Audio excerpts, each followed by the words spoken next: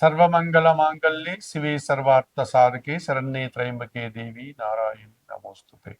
జ్యోతిషాభిమానులందరికీ నమస్కారం. మాసఫలం కార్యక్రమానికి స్వాగతం. 2025 సెప్టెంబర్ మాసంలో 12 రాసుల వారి యొక్క మాస ఫలితాలు. ఈ సెప్టెంబర్ మాసము అనేటువంటి ఈ ఆంగ్ల మాసంలో భాద్రపద, ఆశ్వీజ తెలుగు మాసాలు రెండు మిళితమై ఉంటాయి. ఇక గ్రహాల స్థితిగతుల గురించి, వాటి మార్పుల గురించి మనం పరిశీలిస్తే ఈ 2025 సెప్టెంబర్ మాసంలో సూర్య భగవానుడు సెప్టెంబర్ 16 వరకు సింహరాశిలో, ఆ తర్వాత కన్యా రాశిలోనికి ప్రవేశిస్తాడు.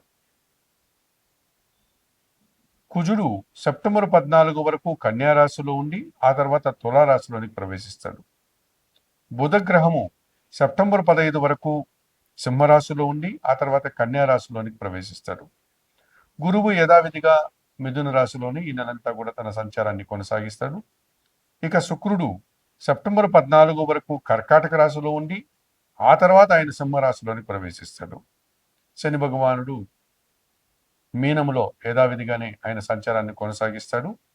ఇక రాహుకేతువులు రెండూ కూడా, రాహువు కుంభరాశిలో, కేతువు సింహరాశిలో తన సంచారాన్ని కొనసాగిస్తారు. గ్రహాల యొక్క స్థితిగతులు ఈ విధంగా సెప్టెంబర్ మాసంలో ఉన్నాయి.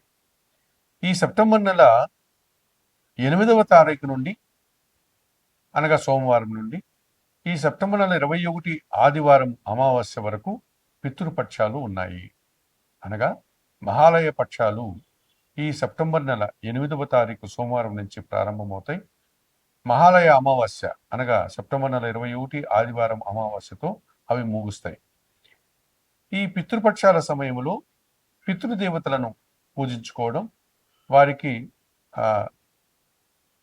పిండ ప్రదానాలు, తిలాతర్పణాలు, వారి పేరు మీదుగా ఆహారాలు అనగా అన్నము, వస్త్రాలు, ఇవన్నీ కూడా దానాలు చేసుకోవడం వల్ల పితృదేవతలు మరింతగా సంతోషించి దేవతల కంటే కూడా ఎక్కువగా మనల్ని ఆశీర్వదిస్తారు అని పెద్దలు చెప్పడం జరిగింది.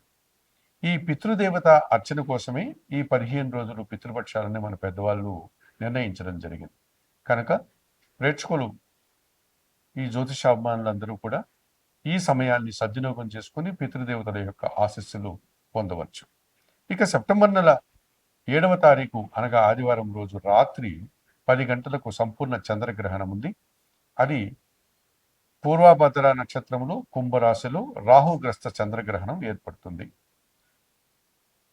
సెప్టెంబర్ నెల 7వ తారీఖు ఆదివారం రాత్రి 10 గంటలకు ప్రారంభమయ్యేటువంటి ఈ సంపూర్ణ చంద్రగ్రహణం 8వ తారీఖు అనగా సోమవారం తెల్లవారుజాములో 1:20 ఈ చంద్రగ్రహణం ముగుస్తుంది.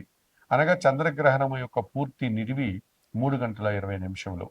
7వ తారీఖు రాత్రి 10 గంటలకు ప్రారంభమై 8వ తారీఖు 1:20 చంద్రగ్రహణం పూర్తవుతుంది.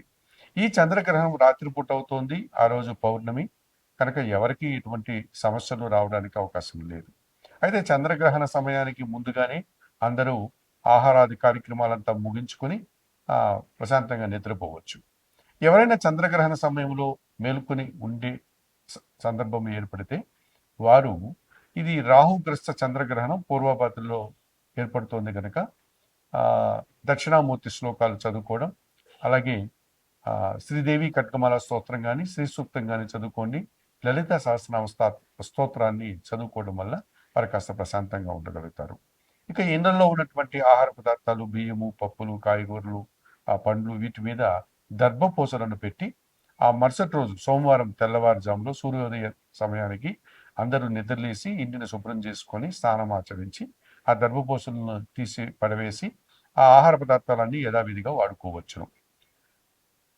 సోమవారం రోజు ఉదయం స్నానం ఆచరిన తర్వాత ఇంటిని శుద్ధి చేసుకున్న తర్వాత మీరు పేద బ్రాహ్మణులకు కానీ, పేదలకు కానీ మినుములు, బియ్యము, శనగలు దానం చేయడం వల్ల ఈ చంద్రగ్రహణానికి సంబంధించినటువంటి ఏవైనా ప్రతికూల ఫలితాలు ఉంటే వాటి నుంచి మీరు బయటపడడానికి అవకాశం ఉంటుంది.